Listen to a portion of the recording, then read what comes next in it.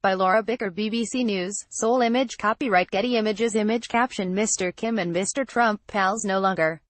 Remember when Donald Trump said he and Kim Jong-un fell in love? Well, now it seems they just don't talk anymore. Instead, the US and North Korea appear to be staring one another down, waiting for the other to blink or make a move.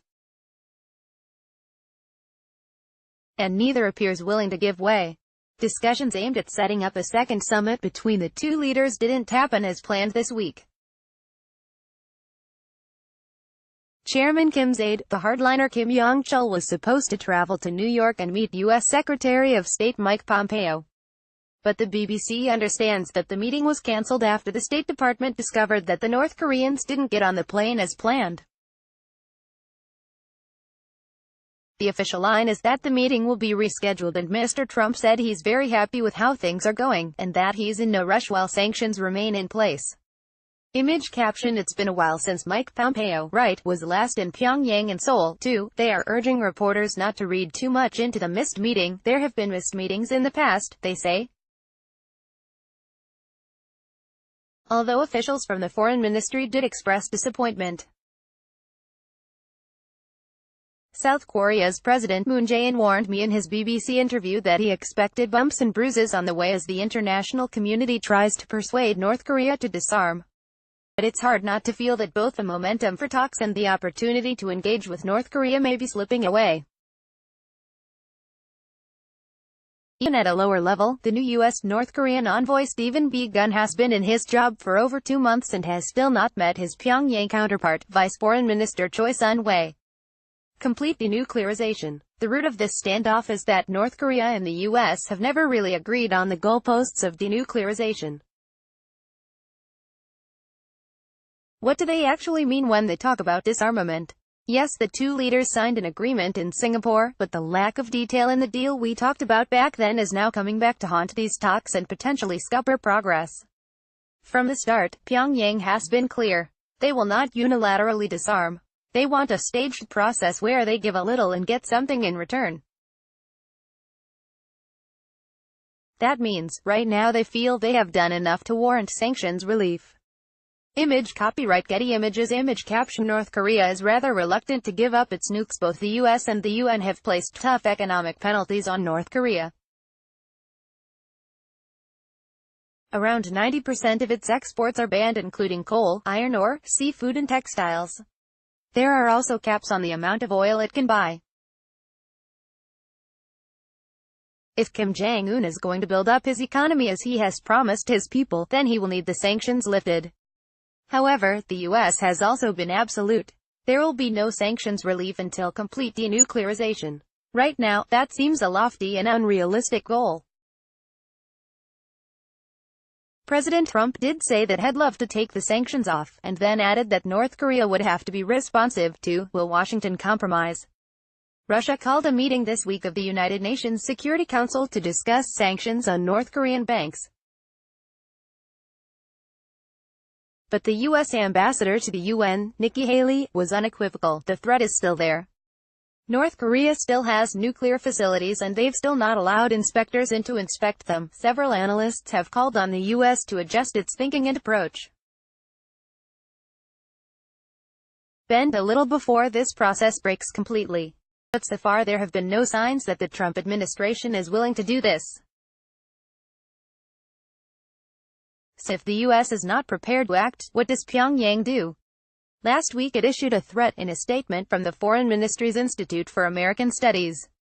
Image caption: Pyongyang has stepped up its rhetoric against the U.S. again. It claimed that the improvement of relations and sanctions is incompatible, and that the U.S. was bragging arrogantly without showing any change in its stand, while failing to properly understand our repeated demand.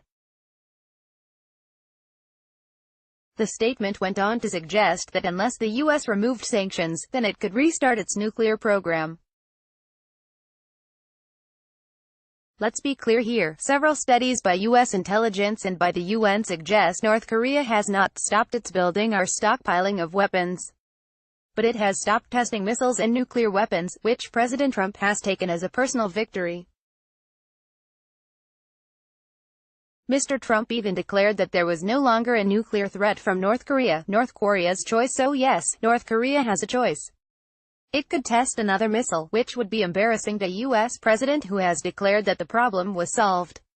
But that would come with huge risks. Image caption. So far, Mr. Kim has held off launching new tested missiles. A missile test is more likely to anger an unpredictable Donald Trump who hates when his administration shows any sign of weakness. It would, once again, raise international condemnation and is unlikely to have the desired effect of sanctions relief. Another missile or nuclear test would also harm North Korea's developing relationship with the South, where several companies are poised to invest as soon as the restrictions are lifted. Kim Jong-un's other choice is to blink first and fulfill some of his promises. He could let inspectors into Punggye-ri, the state's only known nuclear test site. TV cameras were brought in to witness a series of explosions there in May, which North Korea claims was its complete destruction. President Moon said Mr. Kim told him he would allow inspectors in, and there have been reports in South Korea that preparations are being made. This would allow Pyongyang to argue that they are once again keeping their end of the bargain. Mr. Kim could also close the Yongbyon nuclear facility where North Korea is believed to produce fissile material for nuclear weapons. North Korea pledged to close it earlier this year, but only if the U.S. takes corresponding measures. It would be very difficult politically for Mr. Kim to do this first, so the U.S. would have to put something good on the table for Pyongyang to take this step. Image copyright Getty Images. Image caption. Kim Jong-un is thought to be under pressure as a young leader. It is worth mentioning that several people I speak to, who have regular contact with leaders in Pyongyang, have told me about the pressures facing Kim Jong-un as a young leader. He is surrounded by a number of military hardliners who are not willing to disarm, nor do they wish to be seen as bowing to U.S. requests. Pyongyang savvy games. Perhaps both sides are calculating that they can simply run the clock, play for time and wait. The U.S. can keep sanctions in place until North Korea takes further action.